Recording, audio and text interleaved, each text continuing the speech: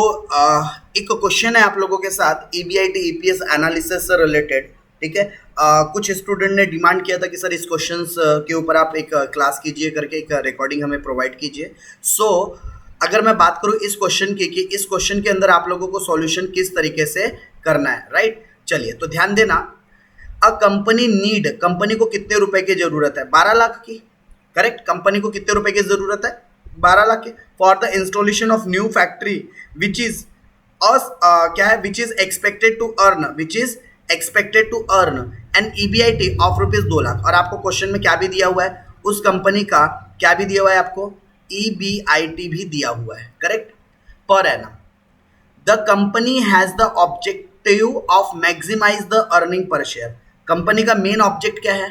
Company का main object है earning per share को बढ़ाना। कंपनी का मेन ऑब्जेक्ट क्या है? अर्निंग पर शेयर को बढ़ाना। It is considering the possibility of issuing earning per share.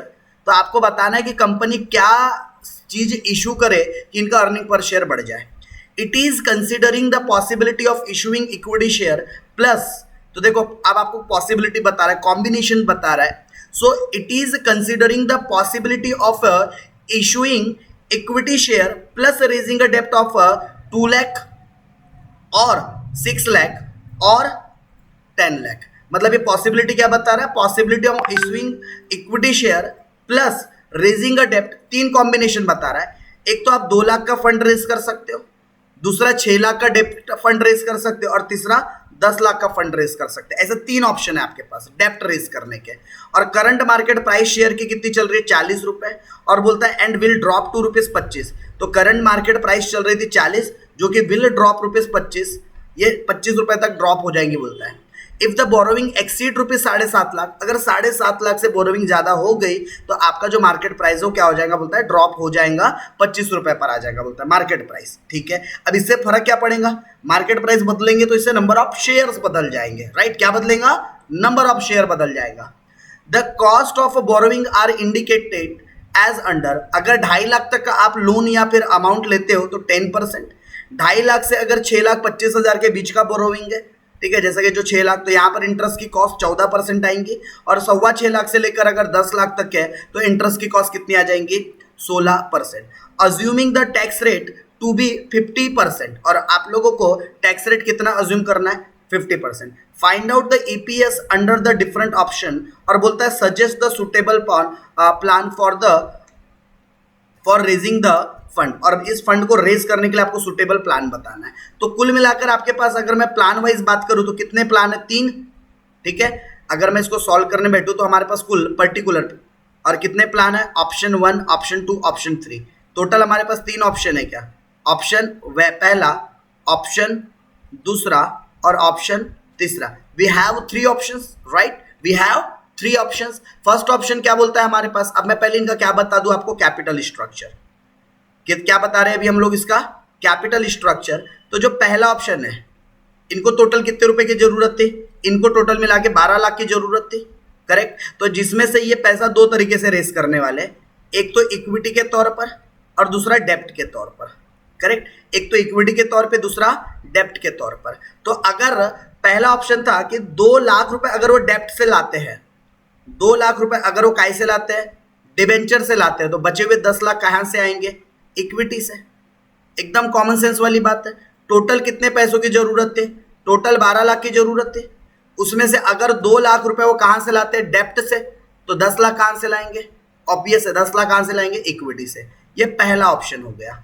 अब दूसरे ऑप्शन में 6 लाख रुपए की जरूरत है और वो डेप्ट से ला रहे। 6 लाख रुपए कहां से ला रहे? डेप्ट से।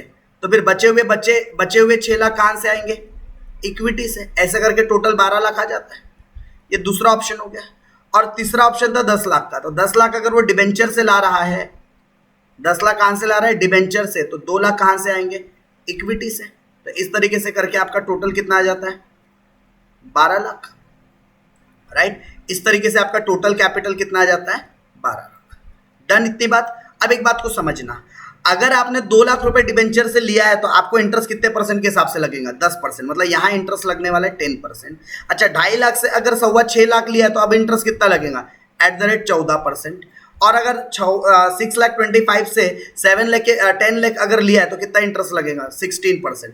तो यहाँ इंटरेस्ट रेट कितना हो जाएगा 16%। ठीक है, होप ये बात भी आप लोगों को क्या हो गई है, समझ में आ गई है। तो टोटल कैपिटल निकल गया।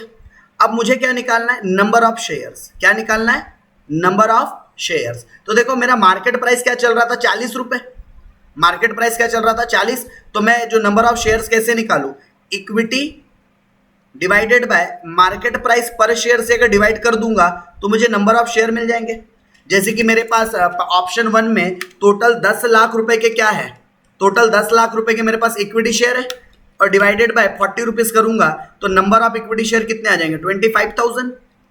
वैसे अगर मेरे पास 6 लाख रुपए के टोटल क्या है इक्विटी शेयर्स है, अगर 6 लाख को मैं डिवाइड कर दूंगा किससे 40 रुपए से, क्योंकि यहां पर भी मार्केट प्राइस 40 रुपए ही रहने वाला है, तो हमारे पास 15,000 रुपए के नंबर ऑफ शेयर्स आ जाएंगे। ठीक है, क्या क्या हमने 6 लाख डिवाइडेड बाय 40 रुपए पर शेयर 15,000। और बोलता है कि 25 रुपए प्राइस होगा, लेकिन कब, जब 7.5 लाख रुपए के ऊपर की बोरोविंग हो। तो यहां पर बोरोविंग 7.5 के ऊपर है, मतलब 10 की है।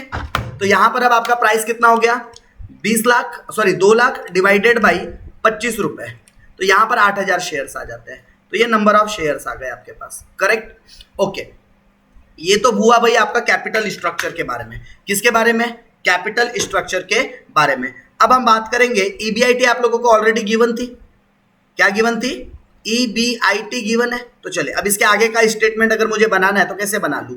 तो मेरे पास ईबीआईटी कितनी गिवन है 2 लाख। ठीक है, कहां दिया था आपको क्वेश्चन में, ये रहा जी आपको क्वेश्चन में ईबीआईटी दिया था कितना 2 लाख। तो तीनों केसेस में हम ईबीआईटी कितना ले लेते हैं 2 लाख 2 लाख 2 लाख 2 लाख, राइट। ये क्या पता चल गया ईबीआईटी। ईबीआईटी से क्या माइनस करेंगे, इंटरेस्ट। ईबीआईटी से क्या माइनस करेंगे, इंटरेस्ट। तो यहां पर पहले ऑप्शन में 2 लाख का 10% इंटरेस्ट आएगा क्या, और 2 लाख का 10% कितना होता है 20,000। यहां पर 6 लाख का 14% इंटरेस्ट आएगा क्या, तो 6 लाख का 14% इंटरेस्ट कितना होता है 84,000। और यहां पर 10 लाख का 16% इंटरेस्ट आएगा क्या, तो 10 लाख का 16% कितना होता है 1,60,000, बरोबर। तो यहां पर आप लोगों के पास ईबीटी मतलब अर्निंग बिफोर टैक्स कितना आ जाएगा 1,80,000। यहां पर कितना आ जाएगा आपका 1,16,000, और यहां पर कितना आ जाएगा 40,000। ये क्या गया अर्निंग बिफोर टैक्स। इसमें से क्या माइनस करेंगे, टैक्स। अर्निंग बिफोर टैक्स में से आप क्या माइनस करेंगे, टैक्स। तो क्या आ जाएगा अर्निंग आफ्टर टैक्स। क्या आ जाएगा अर्निंग आफ्टर टैक्स। तो टैक्स रेट दिया है कि क्वेश्चन में, हाँ जी हाँ बिल्कुल दिया है, कितना 50%। तो 1,80,000 का 50% कितना होता है 90,000। तो 90,000 माइनस कर देंगे तो आएगा कितना 90,000, 90,000। उसके अलावा 1,16,000 का 50% कितना होता है, ये होता है आपका 58,000, 58,000। तो आएगा कितना बचा 58,000, और 40,000 का 20,000 50%, तो बचा हुआ वैल्यू कितना 20,000। यहां तक भी बात आपको होप क्लियर है। अब इसके बाद अर्निंग आफ्टर टैक्स में से क्या माइनस करते हैं, अब इसमें से कोई प्रेफरेंस डिविडेंड हो तो माइनस करते हैं। तो प्रेफरेंस डिविडेंड है क्या हमारे पास, तीनों भी केस में प्रेफरेंस डिविडेंड नहीं है। तो यही हमारा क्या बन जाएगा, ठीक है, यही हमारा क्या बन जाएगा earning available for equity share holder, correct. 90,000, 58,000 और 20,000।